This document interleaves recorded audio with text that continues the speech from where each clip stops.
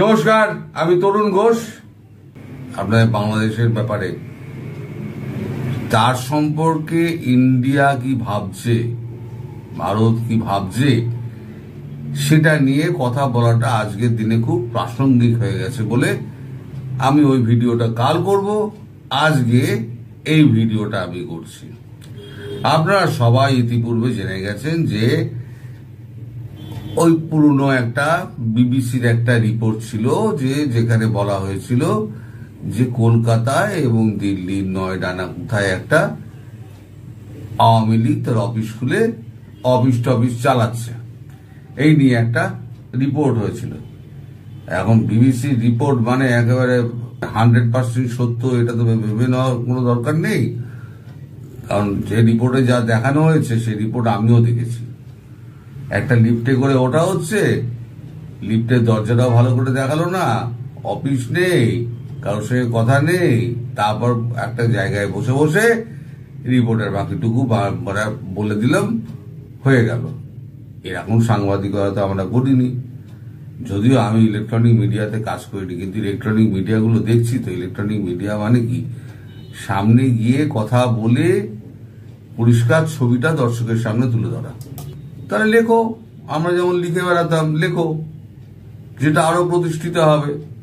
তো ভিডিওটা করার অর্থটা কি? তার থেকে যদি লিখতো তাহলে আরো প্রতিষ্ঠিত হতো, কিন্তু সেখানে মামলা হওয়ার ভয় আছে।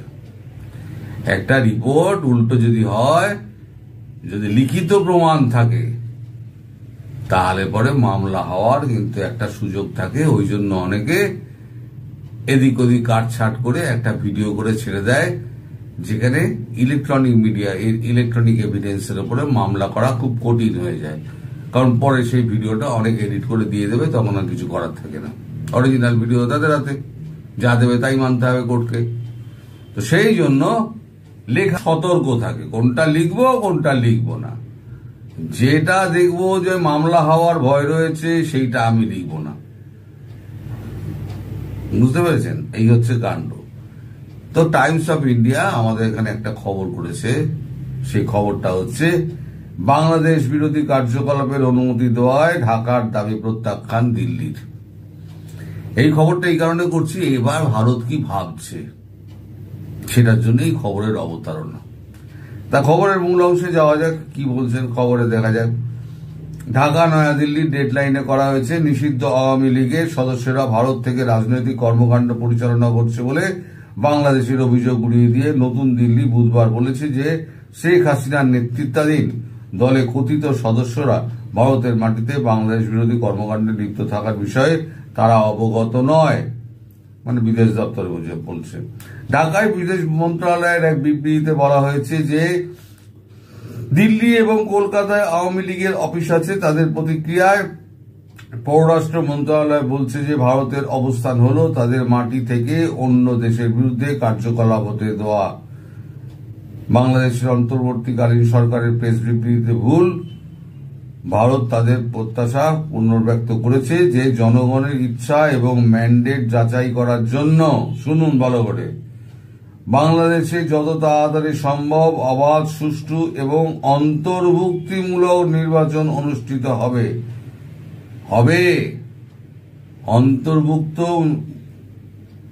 অন্তর্ভুক্তিমূলক নির্বাচন অনুষ্ঠিত হবে, হতে হবে এটা কিন্তু লেখা নেই, হবে। তার মানে কি? পররাষ্ট্র মন্ত্রণালয় বলেছে। এই কথাটার অর্থ বুঝতে পারছেন? আবার বলছি, ম্যান্ডেট যাচাই করার জন্য বাংলাদেশে যত তাড়াতাড়ি সম্ভব অবাধ, সুষ্ঠু এবং অন্তর্ভুক্তিমূলক নির্বাচন অনুষ্ঠিত হবে, পররাষ্ট্র মন্ত্রণালয় বলেছে। হবে আর হতে হবে, একদিন বলতো হতে হবে, এবার বলছে হবে। তারপর কি বলছে দেখি, এটুকু বলি ছেড়ে দিয়েছে। এইবারেতে আসুন রণদীপ জয়সওয়ালের আপনার যে টুইটটা আছে, সেই টুইটটা আমি এখানে দিয়ে দিচ্ছি। টুইটটা দেখুন, রণদীপ জয়সওয়াল একই কথা বলছেন বলে উনি দাবি করছেন। রণদীপ জয়সওয়ালের দাবি মানে ভারতবর্ষের দাবি অন্তর্ভুক্তিমূলক নির্বাচন করতে হবে, নির্দেশ এটা, নইলে ভারত সেটা স্বীকার করবে না। আর ভারত স্বীকার না করলে কি হয় বুঝতেই পারছেন। যথা পূর্বং তথা পরং, সংস্কৃতে একটা কথা আছে, এই যথা আগে যা ছিল তাই থাকবে, বরং আরো খারাপ হওয়ার চান্সটা কিন্তু অনেক বেশি। তো এই যে আমাদের ব্যাকডোর চ্যানেলে যে কথাবার্তা হচ্ছিল না, মার্কো রুবিওর সঙ্গে ট্রেসি যে লাইনটা ওপেন করেছিল, সেখানে কথাবার্তা হচ্ছিল। ভারত বলেছিল বেশি সময় দিতে পারবো না, যা করা তাড়াতাড়ি করুন। কারণ ভারত আগেই বলেছে যে 31শে আগস্টের মধ্যে যারা যারা যেতে চায় তাদেরকে ছেড়ে দেওয়া হবে, তাদেরকে আটকানো হবে না, বিরক্তও করা হবে না। কিন্তু 31শে আগস্ট পার হয়ে গেলে আর কারোর পালাবার কোনো সুযোগ থাকছে না। সেক্ষেত্রে যেটা মার্কিন পররাষ্ট্র দপ্তরকে বলা হয়েছে, সেই কথাটাই কিন্তু ভারত প্রযোজ্য করবে, যে সেপ্টেম্বর মাসে, এই তো বলেই দিয়েছে আমরা পাকিস্তানকে আক্রমণ করব। আর আমি বরাবর বলছি যে হয়তো পাকিস্তান ভারত একসঙ্গে হতে, পাকিস্তান বাংলাদেশ একসঙ্গে হতে পারে, অথবা পাকিস্তানকে গুড়িয়ে দিয়ে বাংলাদেশ শেষ করতে কতক্ষণ লাগবে? রাত্রিবেলা 12টায় শুরু হবে, ভোর 4টায় শেষ, সব খতম, খাল্লাস যাকে বলে। কারণ আমি বরাবরই বলি, হিন্দিতে একটা কথা আছে, কুত্তে কা দুম সিধা নেই হোগা। এই বাংলাদেশে যারা এখন আছে তারা সিধে হবে না, কুত্তার লেজ, এদেরকে লাঠৌষ দিতে হবে। মার মানে প্রহারেণ ধনঞ্জয়, বহুত মার মারা হবে, সেটা কল্পনা করতে পারছে না। যুদ্ধ কখনো দেখেনি তো, খুব যুদ্ধের স্বাদ জেগেছে। যুদ্ধের স্বাদ আগামী যাতে 100 বছরের জন্য জেগে না ওঠে, তার জন্য যা যা করার ভারতবর্ষ তাই তাই করবে। লিখে রেখে দিন, রাইটিং ইন দ্য ওয়াল হয়ে গেছে, দেওয়াল লিখন হয়ে গেছে। ভারতবর্ষ করে ছাড়বে, আর ভারতবর্ষ বুঝিয়ে দেবে ভারতের সঙ্গে শত্রুতা করার কি এ হতে পারে। তার আগে চীন যাতে এখানে না ঢুকতে পারে, তার জন্য চীনের সঙ্গে আমাদের একটা সমঝোতা তৈরি হয়ে যাচ্ছে। চীন কথা দিয়ে দিয়েছে, বাংলাদেশ নিয়ে আপনারা যা করবেন আপনারা করুন, বরং আমাদের কি কি সহায়তা লাগবে সেটা বলুন। কারণ বাংলাদেশে আমাদেরও অনেক অ্যাসেট পড়ে রয়েছে, অনেক বিনিয়োগ পড়ে রয়েছে। ভারতের সঙ্গে এখন চীনের একটা, সে 2 বছর হোক 4 বছর হোক, শান্তির একটা আবহাওয়া থাকবে। তারপরে কি হবে বলা যায় না, বা চীনকে কখনোই বিশ্বাস করা যায় না। এখন এই যে চারদিকে আবহাওয়া, তো কিছু কিছু লোক বুঝতে পারে আবহাওয়া চেঞ্জ হচ্ছে, কিছু কিছু লোক বুঝতে পারে।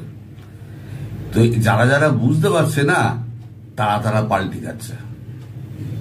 কিন্তু সেনাবাহিনী তার পূর্বের অবস্থান বজায় রেখে দিয়েছে। কারণ ও তো জামাতি, ওয়াকারুজ্জামান তো জামাতি, সে তো শুরুর দিন থেকে শেখ হাসিনাকে মারার প্ল্যান করেছিলেন।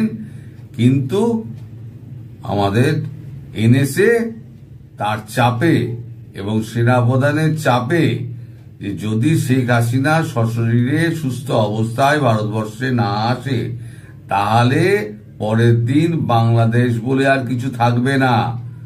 সুতরাং আপনাদের ভালোর জন্য বলছি যে তাড়াতাড়ি শেখ হাসিনাকে ভারতবর্ষে পাঠিয়ে দিন আপনাদের বিমানে করে, আমাদের বিমান যাবে না। আর যদি এর অন্যতা হয়, তাহলে আপনাদের কপালে দুঃখ আছে। তাই সেনাপ্রধান বলেছিলেন, ভারতের ওই সেনাপ্রধানের ফোন এখনই আসবে। কারণ তিনি ফোন করে খবর নিচ্ছিলেন, খবর কমায় ব্যাপারটা কতদূর এগোলো। তাহলে ভারত তৈরি হতো, হয়তো কমান্ডো পাঠিয়ে দিয়ে হয়তো তুলে আনতো। ভারতীয় কমান্ডো 200-300 যেত, সব ফর্সা হয়ে যেত, সব ফর্সা হয়ে যেত। তো যাই হোক, সে অব্দি এগোয়নি। শেখ হাসিনা ফিরে এসছেন, কিন্তু এই সেনাবাহিনী প্রধান তিনিও চাইছেন একটা ওই ইরানের মতো রয়্যাল গার্ড একটা থাকবে, মাথায় যে একটা ধর্মগুরু থাকবে, ধর্মগুরু যেরকম ভাবে বলবে রয়্যাল গার্ড সেইভাবে কাজ করবে, সেরকম একটা পরিকল্পনা চলছে। আর যারা এখন বুঝতে পারছে হাওয়া খারাপ, আমি সকালবেলা একটা বললাম না, একটা ভিডিও সকালবেলা, সেই ভিডিওটা আপনারা একটু দেখবেন। আমার অনুরোধ রইল যে আমি একটা ভিডিওতে বলেছিলাম কারা কারা পাল্টি যাচ্ছে, কিন্তু এই যে এথিক্যাল টক্স, সে যেভাবে ভিডিওটা সুন্দর করে বানিয়েছে সত্যি আমার মন কেড়ে নিয়েছে। ওই এথিক্যাল টক্সের এই ভিডিওটা দেখবেন। ছেলেটি খুব খেটে খুঁটে ভিডিও বানায়, অচেনা ছেলে, আমি তাকে চিনি না, আমি জানিও না, তার মুখও কোনোদিন দেখিনি, সে ফেসলেস করে, ফলে তার সঙ্গে আমার কোনো রকম পরিচয় নেই, কিন্তু ছেলেটি অত্যন্ত খেটে ভিডিওগুলো বানায়। আর এই ভিডিওগুলো কিন্তু আপনাদের কাছে একটা ডকুমেন্টারি হয়ে থাকবে। ফলে এই ভিডিওগুলো যদি আপনারা সংরক্ষণ করেন না, ভবিষ্যতে যখন পুরনো ইতিহাস যখন ঘাটানো হবে পুরনো ইতিহাস, তখন ইলেকট্রনিক এভিডেন্স গুলো এইগুলো আপনাদের সন্তানাদি এগুলো দেখতে পাবে। ফলে এই ভিডিওগুলো সংরক্ষণ করে রাখুন, যে ভিডিওগুলো ছোট ছোট ভিডিও এই এথিক্যাল টক্স করে। আমার মনে হলো এই কথাটা আপনাদেরকে বলা দরকার, তাই আমি এই কথাটা বললাম। এবার আসি ভারত প্রসঙ্গে। ভারত এবার কি করবে? ভারত মোটামুটি ডিসিশন নিয়ে নিয়েছে যে দুদিকেই অ্যাকশনটা শুরু হবে সেপ্টেম্বরে। আমি ডেট বলতে পারবো না। এই মার কাটানি ছাড়া এটার কোনো সুষ্ঠু সমাধান হবে না।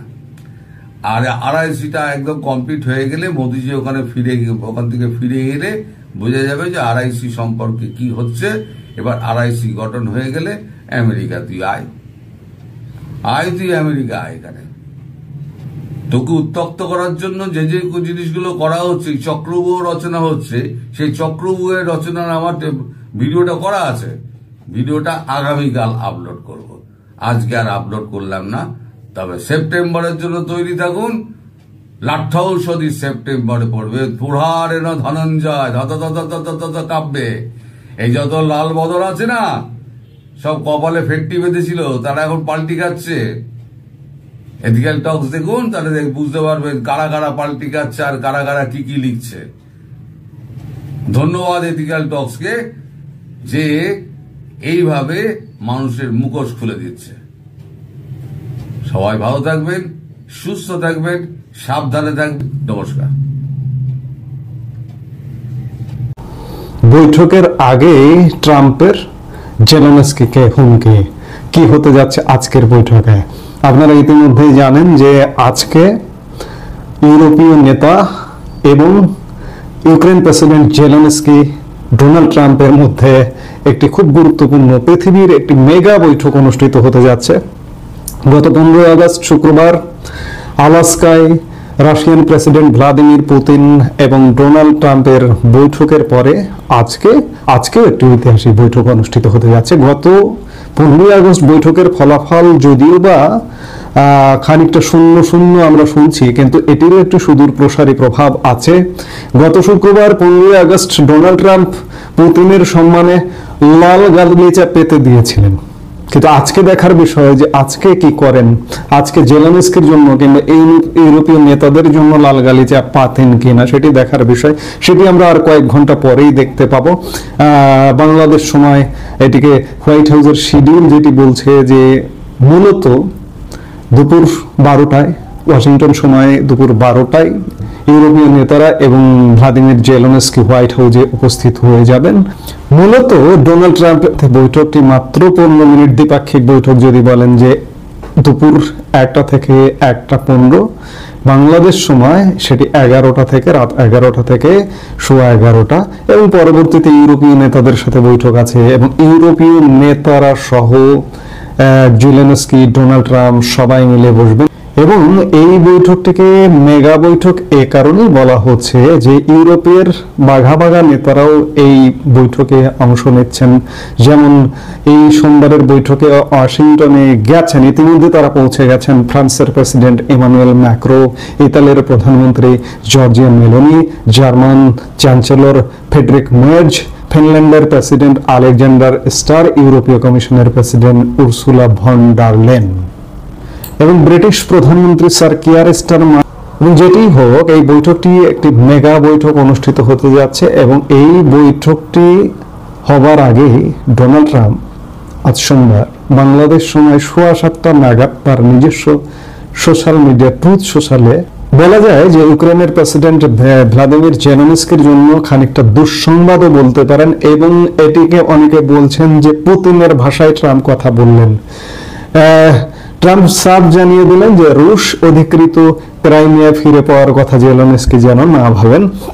জেলেনস্কির এই যুদ্ধ বন্ধ বা যুদ্ধবিরতির একটা অন্যতম দাবি ছিল যে রুশ অধিকৃত ক্রাইমিয়া তারা ফেরত চায়, যেটি 12 বছর আগেই রুশ এটি দখল করেছিল এবং একই সঙ্গে ন্যাটোর সদস্য পাওয়ার স্বপ্ন ভুলে যেতে বলেছেন ট্রাম্প। জেলেনস্কির সঙ্গে বৈঠকের আগেই নিজের সোশ্যাল মিডিয়ায় ট্রাম্প লেখেন 12 বছর আগে ক্রাইমিয়ার হস্তান্তর হয়েছিল, সেটা আর ফেরত আসবে না, ইউক্রেনও ন্যাটোর সদস্যপদ পাবে না। উল্লেখ্য, ট্রাম্পের এই বক্তব্য আসলে রাশিয়ার অবস্থানেরই প্রতিফলন। আমি খানিক আগে যেটি বললাম, প্রবল নিন্দিত হলেও ক্রাইমিয়া ফিরে দিতে রাজি নয় রাশিয়া।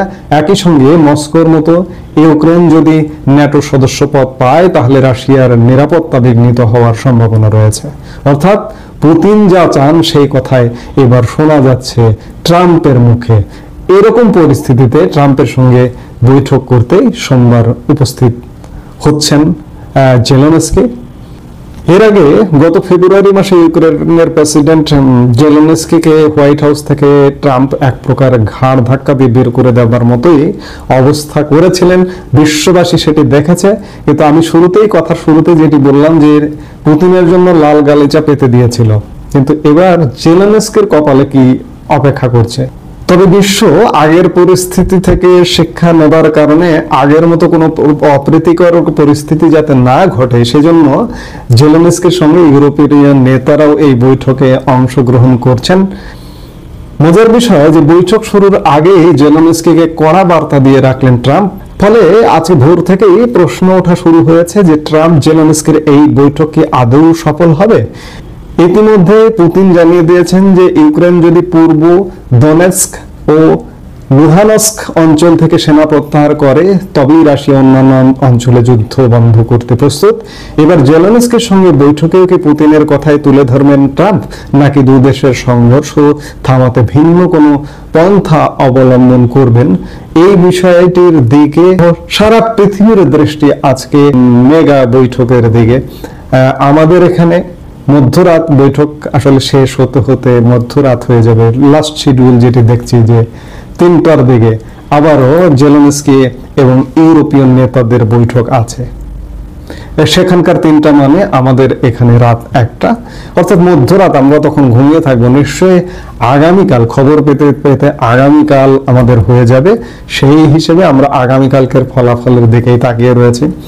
সবকিছু মিলে আগে একটি হুঙ্কার ট্রাম্পের, পুতিনকে যে সম্মান দিয়েছেন এখন সেই সম্মানটি জেলেনস্কিকে দেন কিনা। কিন্তু সবচেয়ে গুরুত্বপূর্ণ বিষয় যে ইউরোপীয় নেতারা তার সঙ্গে আছেন, এটি একটা গুরুত্বপূর্ণ বিষয় যে ইউরোপীয় নেতাদের সঙ্গে জেলেনস্কিও হয়তো এবার একটা বিরল সম্মানে ভূষিত হতে পারেন হোয়াইট হাউস থেকে। এখন দেখার বিষয়, আমরা নিশ্চয়ই দেখব, নজর রাখছি এবং দেখব। এই মুহূর্তে এ পর্যন্ত। সবাই ভালো থাকুন, সুস্থ থাকুন।